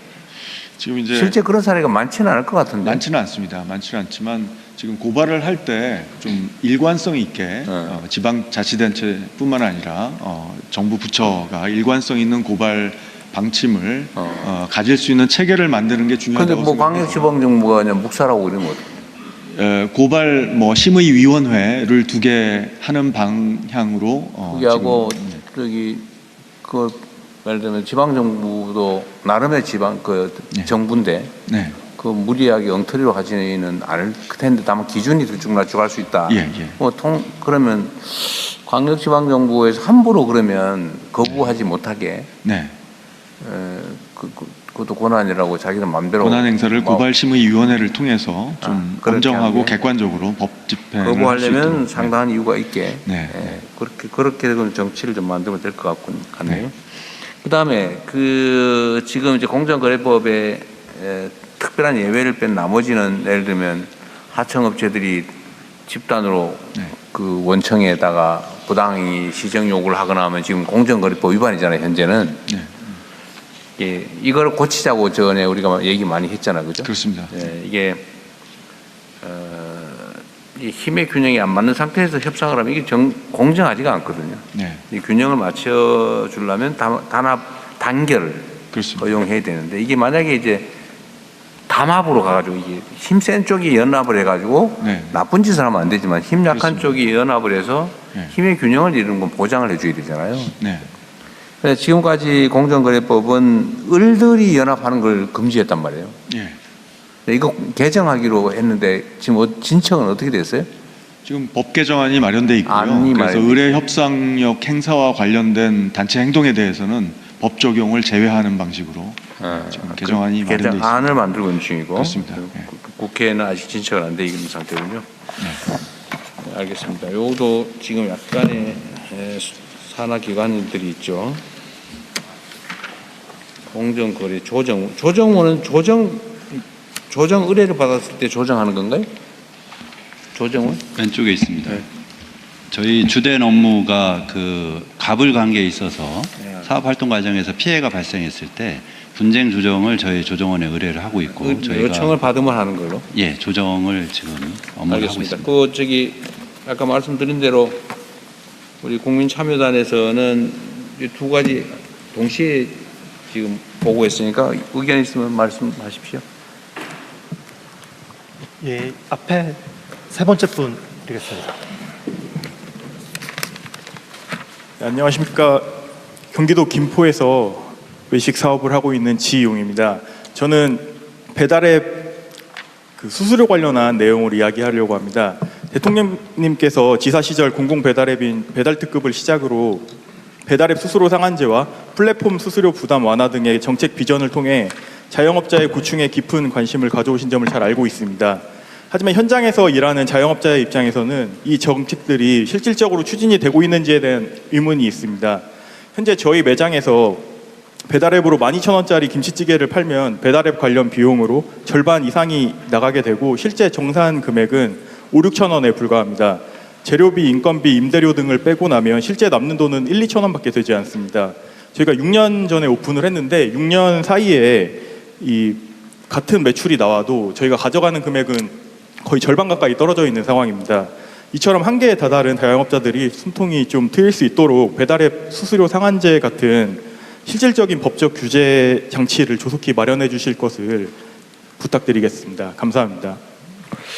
저게 참 이게 제가 경기도지사 때 저 문제 때문에 경기 배달 특급이었던 것 같은데, 공공 배달 앱을 만들어서 민간과 경쟁을 해서 민간이 마음대로 못하게 하려고 시도를 했었는데, 제가 퇴임한 이후에 그 배달 앱에 대한 지원이, 재정 지원이 확 줄어들면서 사실상 없어지다시피 해버린 것 같아요.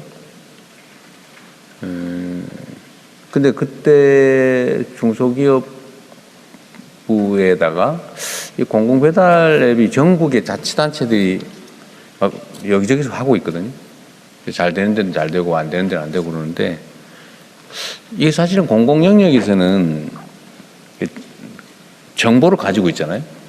근데 민간은 그걸 어떤 계기를 통해서 다 수집을 하는데, 공공 영역은 그걸 가지고 있으니까 그거를 활용해서 그 안에서 뭐 자유롭게 사업을 하게 하든지, 아니면 공공이 참여하는 뭐 민간 법인, 경기도 주식회사가 사실 그런 거였는데, 그렇게 하는 걸 지원하든지 해서 좀 경쟁 체제를 유지해야 되지 않냐는 생각을 일단 하고 있어요. 근데 이거를 가격을 직접 정하는 거는 사실 이게 제소당할 일이죠. 약간 문제가 있죠. 이게 시장 원리에 좀 반하는 거라서. 근데 지금 이 배달 앱 관련해서는 무슨 어떤 회사가 다 거의 다 인수를 다 해가지고 지금 독점 문제 때문에 별도로 운영을 하고 있는 상태죠. 지금 현재 배달의 민족은 우버가 인수하는 걸로 기사화되어 있어서 독일 회사에서 우버로 또 넘어가는 거예요? 네, 독일 회사를 미국 회사가 인수하는 걸로 지금 되어 있고요. 배달앱 같은 경우는 이제 그 사회적 대화기구에서 굉장히 많은 논의들을 하고 있는데, 조금 더 복잡해지고 있는 것이 라이더들하고, 그 다음에 배달 앱의 수수료하고, 그 다음에 사업자들의 수수료하고, 이런 부분들이 좀 복잡해진 부분들이 있으면서 그 진도가 좀 덜 나가고 있는 것 같습니다. 그리고 말씀 주셔가지고 수수료 문제랑 좀 더 검토는 했었는데, 이게 점차적으로 그 정부 지원 재정이 예전에 농식품부가 지원하던 그 금액이랑 이렇게 따져보면 재정이 꽤 많이 들어가는 것 때문에 지금 이제 계속 그 공정위 업무하고도 관련이 있는데, 이게 전에 그 배달 앱 회사들 3개인가를 독일 회사가 인수를 해가지고 이걸 한 회사가 다 인수하는 걸 허용할 거냐 말 거냐 그때 하다가 그 뭐 대충 그냥 되는 걸로 이렇게 결론이 났던 것 같아요. 일부 지분을 매각하는 뭐 그 명령은 있었던 걸로 알고 있습니다. 근데 그 후에는 못 챙겨본 모양이군요. 근데 이게 배달앱 시장은 독과점화가 그 우리가 일반적으로 아는 오프라인 시장에 비교했을 때 비교할 수 없을 정도로 독과점화가 진행되어 있습니다. 독과점을 해야 효율성이 높아지는 문제가 있지. 그러니까 물론 규모의 경제성을 이제 추구하려면 어느 정도 규모가 있어야 됩니다. 그런데 이제 너무 과도하게 몇 개 기업이 독과점을 하면은 경쟁이 제한되기 때문에 그것이 또 효율성을 저해하는 요인인데요. 공공 개발 앱이 성공할 수 없는 이유는 독과점화가 너무 진행돼서 이 독과점 사업자와 경쟁이 상당한 제한이 있습니다. 일단 소비자망, 입점업체의 어떤 그 네트워크 이런 것들이 독점 사업자에 비해서 상대가 되지 않습니다. 그래서 이제 경쟁에서 이제 질 수밖에 없는. 그런데 그거는 좀 판단은 좀 다를 수 있고요. 네, 중기부 이채관입니다. 공공 배달앱에 대해서 조금 더 설명드리겠습니다. 잠깐만, 그게 하여튼 지역 화폐 입점 업체 망이 있기 때문에 사실은 그렇게 불리하지는 않죠.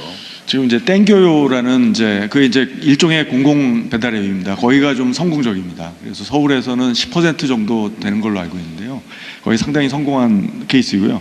지금 독과점화를 엄정하게 제재해서 이 독과점 기업들의 경쟁 제한성을 해소하는 것이 이 공공 배달앱이 이 시장에서 자기 영역을 넓혀갈 수 있는 가장 중요한 사실상 거의 독점화돼 버리지 않았나요?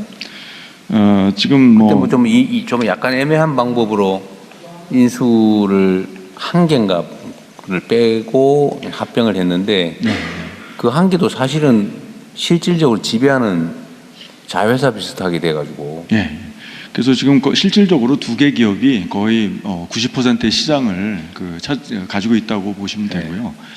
그 기업들이 지배하는 소비자라든지 입점업체망은 수백만에 이릅니다. 그러니까 이 천만이 넘습니다. 이 그 사용자 네트워크가 이거를 이길 수가 없습니다.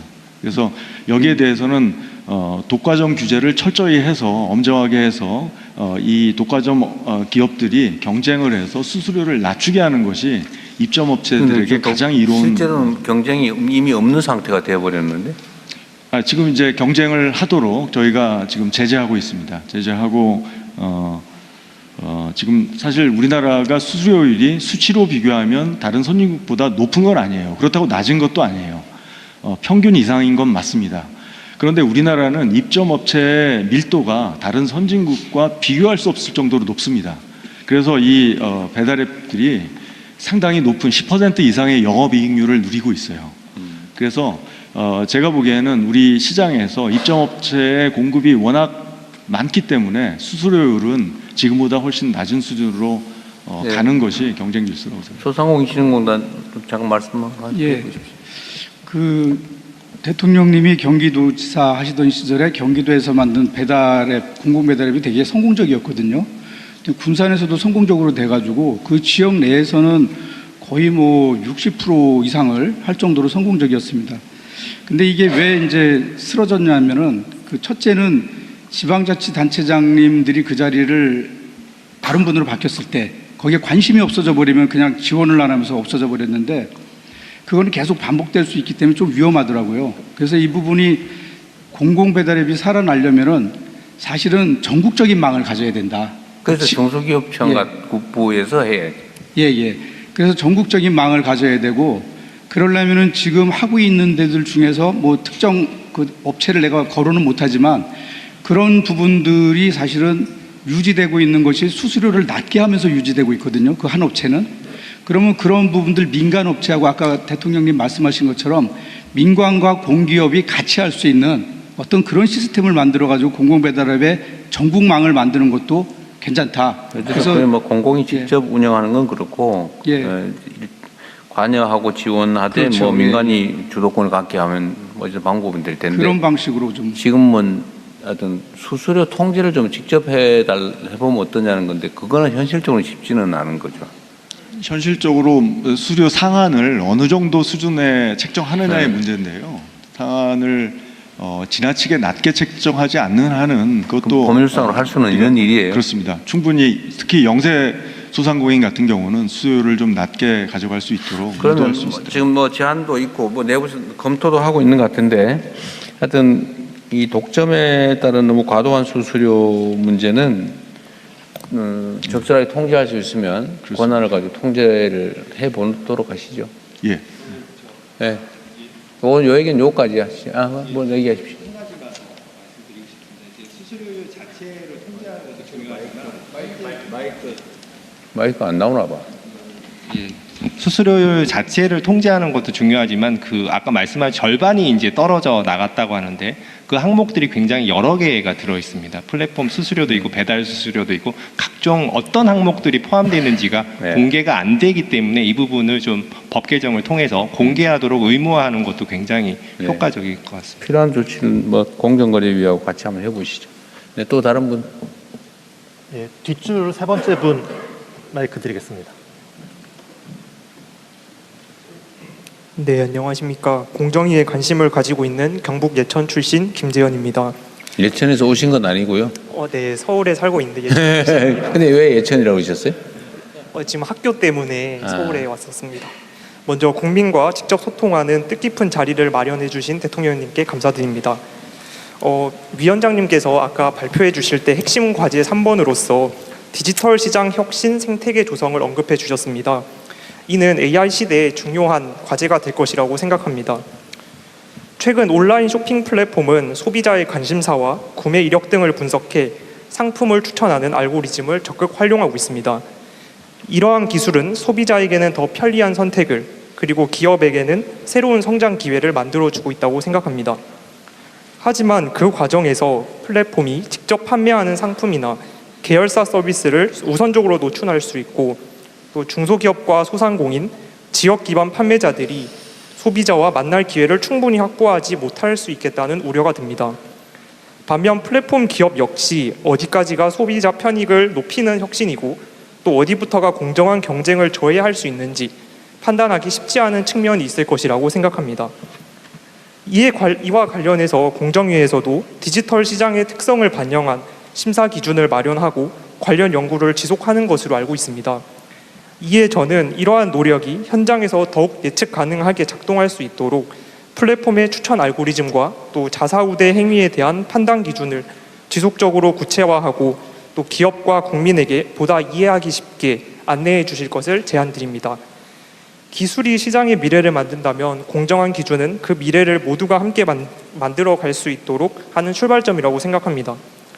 경쟁과 혁신이 함께 성장하는 시장을 위해 공정위가 앞으로도 중심적인 역할을 해주시기를 기대하며 제안을 마치겠습니다. 감사합니다. 네, 또 한두 분만 더 들어보고.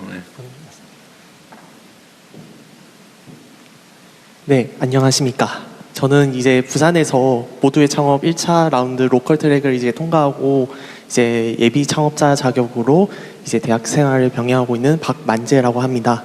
먼저 모두의 창업 사실 정말 뜻깊은 기회인데 이 기회를 주신 이제 국무총리님과 이제 중기부 공무원분들께 진심으로 감사의 말씀드립니다. 다만 제가 이번에 모두의 창업을 하면서 크게 조금 두 가지 문제점이 좀 아쉬웠다고 생각을 들었습니다.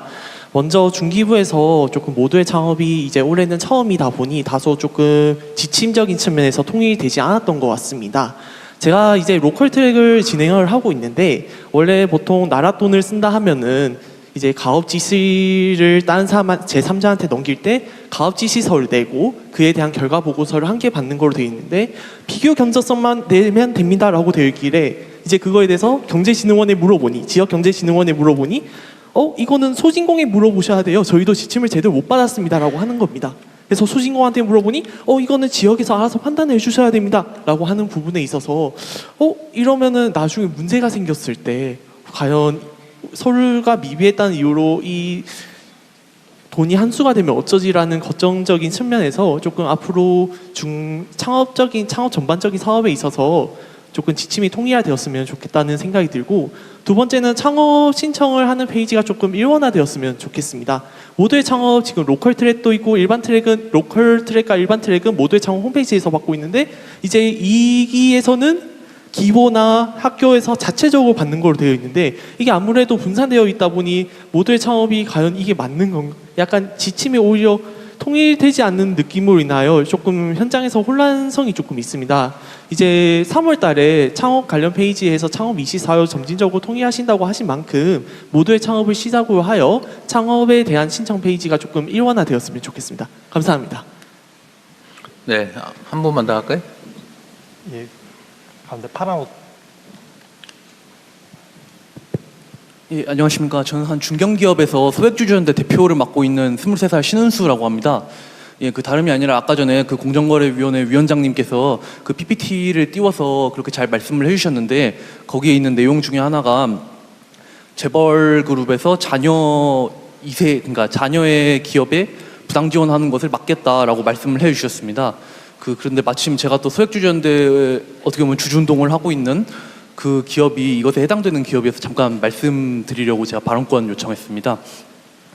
이제 이 그룹 같은 경우에는 이제 그룹 내 건설사를 시켜서 자녀 회사에 좋은 아파트 건설 기회를 헐값에 팔아서 자녀 기업이 순식간에 300억 원의 차익을 이제 보게 만들었고, 그리고 그 과정에서 이제 아파트 시행사를 하려면 돈이 필요하니까 그룹 계열사를 동원해서 그 막대한 자금을 자녀 개인 회사에 저리로 대출을 해줬습니다.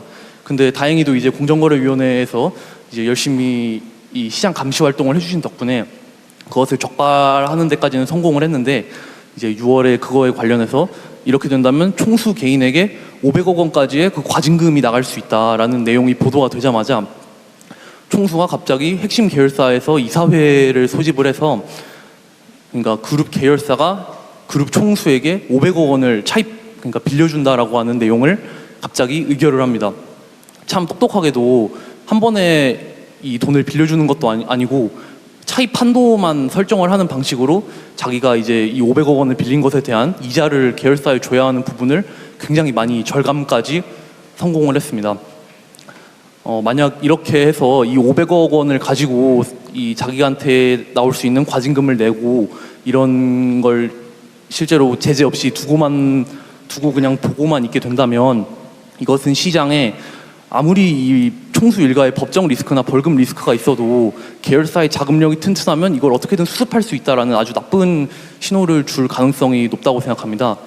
그리고 그 약간 부연을 하자면은 그 공정위의 부분은 아닙니다만은 이렇게 계열사의 현금이 많은데도 지주회사를 통해서 자기가 배당을 챙겨서 현금을 확보하는 방식이 아니라 굳이 이 차입이라는 방식을 사용한 것은 저는 이 법인세와 배당소득세를 우회하기 위한 그 탈세의 의도도 좀 있다고 생각을 하고 있습니다.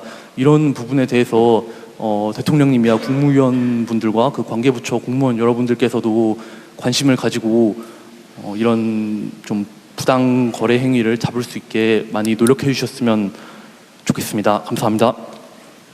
아까 앞에 그 손 드신 여성분, 네, 그걸 마지막으로.